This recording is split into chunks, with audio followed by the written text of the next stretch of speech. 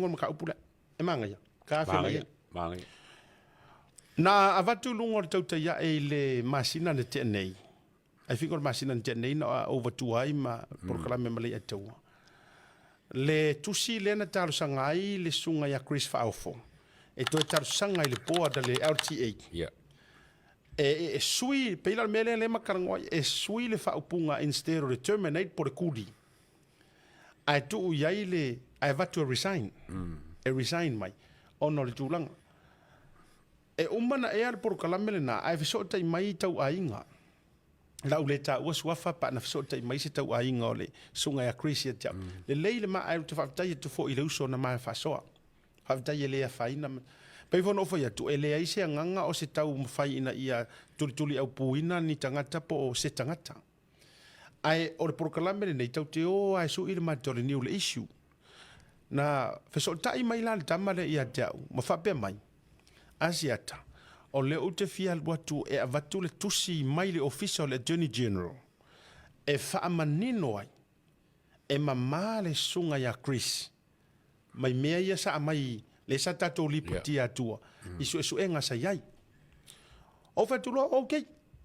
lau mai le tusi na lau mai le tama le ia tau le tusi lau mai lungo le telefoni le tusi le ia tau mai le official Attorney General dio now o lena o fai atu e I need to see that letter le ngai mo miele ave rungo proclame e mo ia e ma fai ona o fai atu o te talitonuina lautala ai e le ma fai ona o ave fa apea i rungo le malu lautelo le atunu le ngai I need to see proof tio nao ele i o meskusi akia ai na lau mai la le tama le tusi ma o fa longolongo atunga le tusi o lea ua au mai ai le findings at official leo lato su enga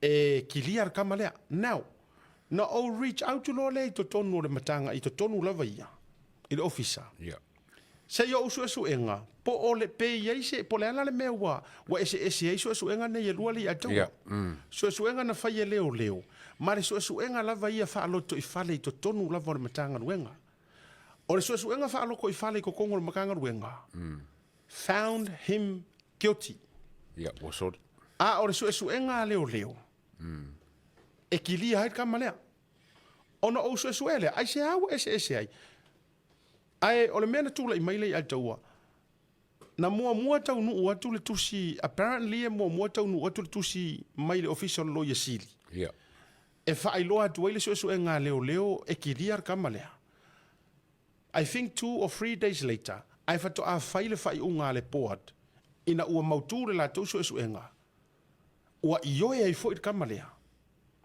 na ia fati noa le fainga lea leo mafua io na terminate ok tato wola kilia lenga ele fengumia ia ele se fo i su enga leo le ataua o le su enga lava ia leo na su ina pe ia se so okanga Chris fa aufo ile una lei rental that is the purpose of the investigation na leo pirioka e le iau le su enga leo pe nga suyer kamaleangi number plate pe nga suyer kamaleangi ownership ai pe nga access for yer kamalea faila ele ka kaunga access yai ele iau ia nga le su enga a leo the only su enga leo nga fai pe tai le kamalea ile una lei leanga o le ua ka ofi uma for money laundry for any corrupt criminal activities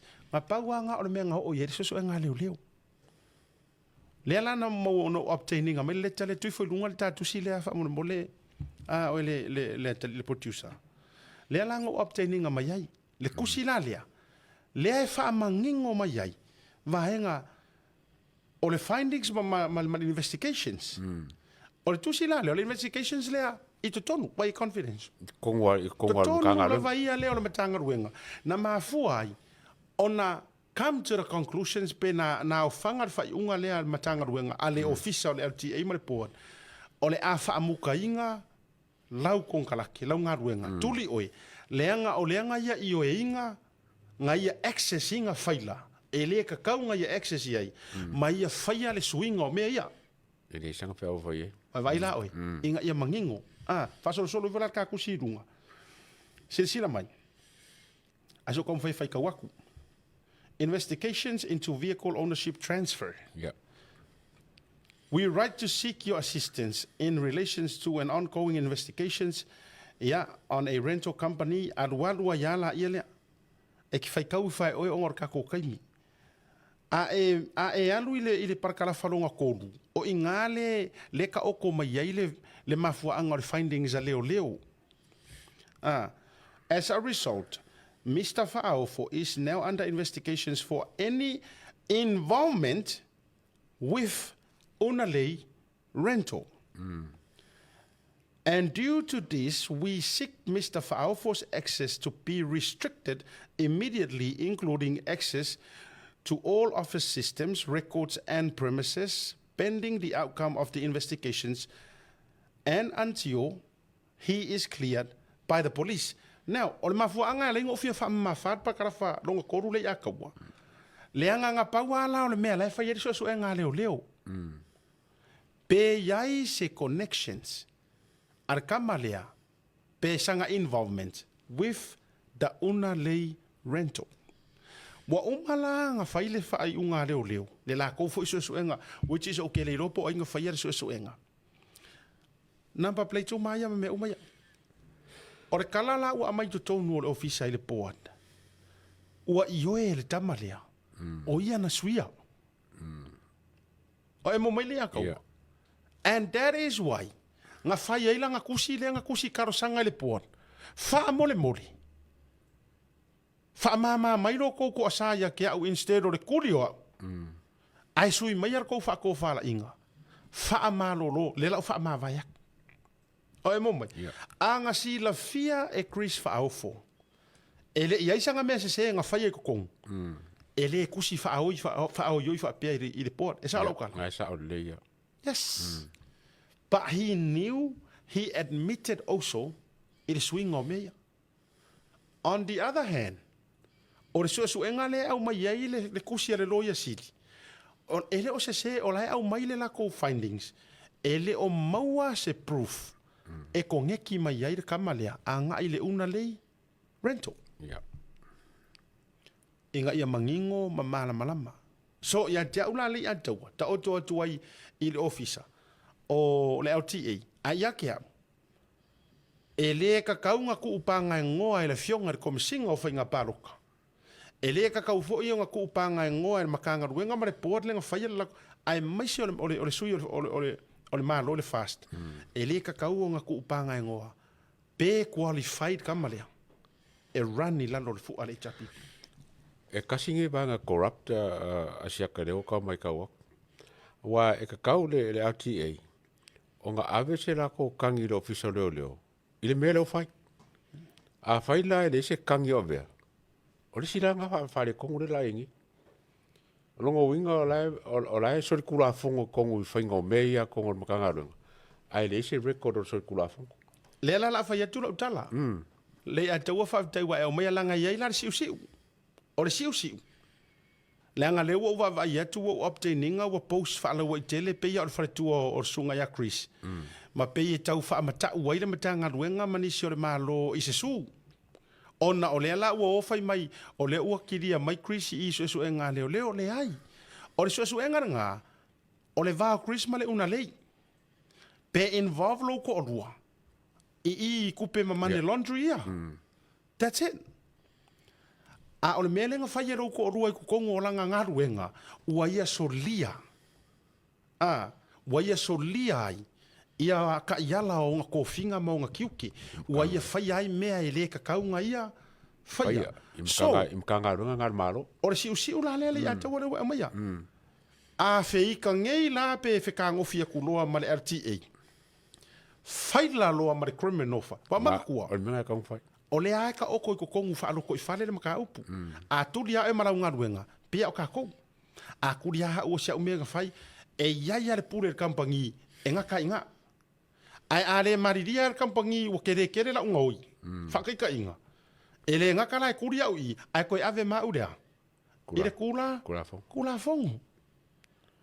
O lea la mo le sila fia au whafonga mai fo i le ainga ma le wharetua langa o le fo o pousi runga nga whasara launga pia kau whaafif o le mea le fia kere au i tapipi le whai o le lewa e ama o mai e whakau ke e whamakau le malo a le la whai atu a whafonga mai fo i le poa da le pūlenga le LTA walanga lewa a vea le fionga de pare mia ma mingi skao ngā ruenga wha mo le tulau sira ne le vanga le a faila le u avatu le tusi tuli ai fa mangalo ia fa loto i fale ana mena fai a le pe fallinga mai e tau fa tau te e ai ia dia faila lo le criminal e oi faila lo le morianga fa tu la fon le anga u solia ia markula fongo media sao asiaka sao se mamao kampangi ma kanga rengal malo yes e kisol kula fongo ma kanga malo mo solia kula fongo wakau o ngā moria oi. E se ra mal mele o kanga o yese mer pro TV. Yes, a ka o ngi fa ka ko camera. So se ka kupi fa ka ing. Ai ma we angai.